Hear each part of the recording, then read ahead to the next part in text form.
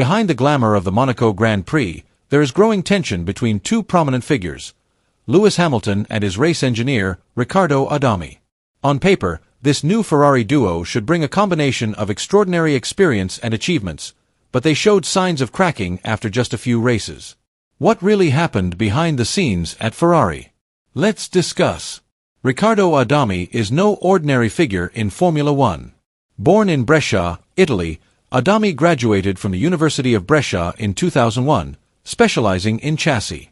He then joined Minardi in 2002. As a small team, Minardi provided Adami with an opportunity to learn from the ground up.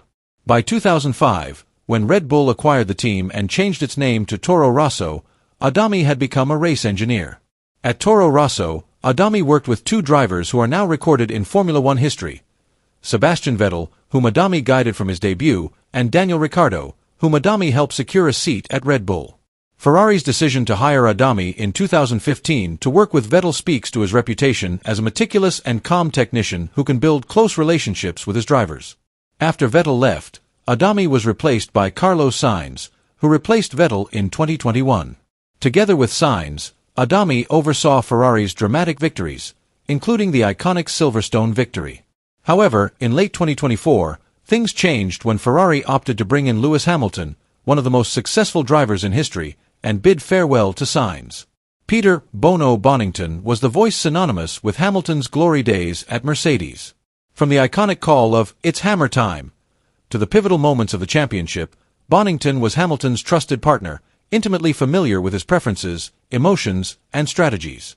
However, when Hamilton moved to Ferrari, Bonington chose to stay at Mercedes, accepting a promotion to chief engineer and mentoring young star Kimi Antonelli. For Hamilton, this meant starting from scratch for the first time in over a decade and building chemistry with a new race engineer. At Ferrari, the voice filling his helmet radio was Riccardo Adami's, a voice that sounded strange even to a seven-time world champion's ears. Racing in Monaco is always an emotional affair. The track is narrow, overtaking is nearly impossible, and the slightest mistake can be fatal. Under such pressure, communication between driver and team is crucial, especially at Monaco.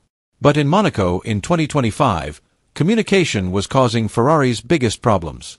It all started when Adami delivered an ambiguous message ahead of a crucial pit stop: "This is our race." Hamilton, trying to maximize his two-stop strategy, was confused by the message. Was it a signal to attack, defend, or play it safe? Amidst the confusion, doubts began to grow in the cockpit. After finishing, Hamilton could be heard asking over the radio in a worried tone, "Are you mad at me?" This simple sentence reflects how broken their lines of communication are at crucial moments. For a world champion like Hamilton, losing trust in his team's communication is akin to losing a key weapon in the middle of a battle. Hamilton is also frustrated because his questions about the time gap to the car in front are not answered immediately. In a sport measured in seconds and split-second decisions, even the slightest delay can disrupt a major strategy. When Ferrari's team radio is on, the whole world hears it. Commentators, fans, and even rivals in the paddock sense that something is amiss within the red team. Monaco 2025 is not just about who is the fastest on the track, but also about who can survive under almost unbearable pressure. Communication problems in Formula One are not always as simple as mishearing or misunderstanding instructions. Language factors, habits, and cultural differences often silently affect everything from on-track strategy to internal team dynamics. Riccardo Adami is fluent in English, but he has spent almost his entire professional career in an Italian-speaking work environment. The nuances of communication, intonation, for example, or the way commands are delivered, can feel very different compared to what Lewis Hamilton is used to with Peter Bonington at Mercedes. On the other hand, Hamilton has been trying to learn Italian since the Ferrari deal was announced. However, learning a new language while competing at the highest level of racing worldwide is certainly not easy, especially with such high public expectations and pressure. Additionally, the team culture cannot be ignored. Ferrari is not just a racing team. It is an Italian national symbol with an emotional, spontaneous, and sometimes hierarchically complex work culture. The communication structure at Maranello differs greatly from that of British or German teams, which tend to be more structured, efficient, and disciplined. For Hamilton, who has operated under the neat, precise, German-style Mercedes organizational machine for more than a decade, this is a completely new world. Now, he must not only navigate the technicalities on the track, but also understand the internal dynamics, cultural sensitivities, and ways of working that are completely different. Hamilton himself admits that this is one of the biggest challenges of his career so far.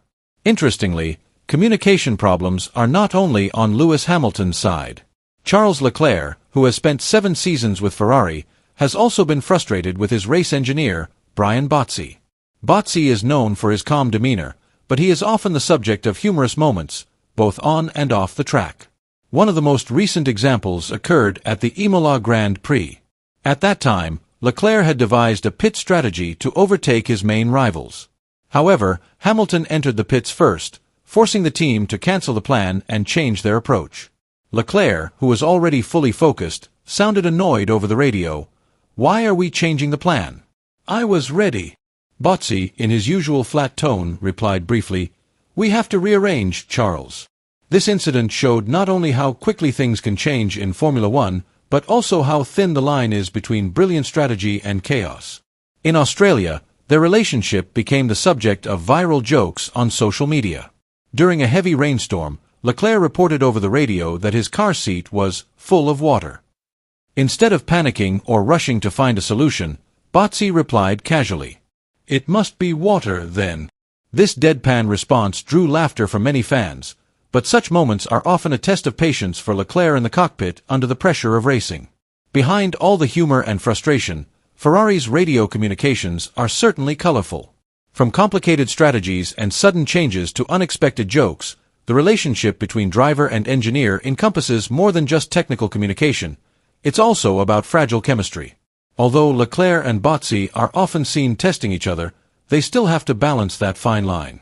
In Formula One, after all, a small mistake on the radio can mean the difference between a podium finish and total failure. We are only a third of the way through the 2025 F1 season, meaning there are still many races left but less room for error. Lewis Hamilton and Riccardo Adami still have time to adapt, but they must remember that the pressure at Ferrari is greater than at any other team. Expectations from the Tifosi, Ferrari fans, intense scrutiny from the Italian media, and fierce competition with McLaren and Red Bull make every race feel like a do-or-die situation. If Hamilton and Adami fail to establish strong, synchronized chemistry, Ferrari may consider internal changes, such as adjusting communication patterns, re-evaluating strategy, or overhauling the technical side.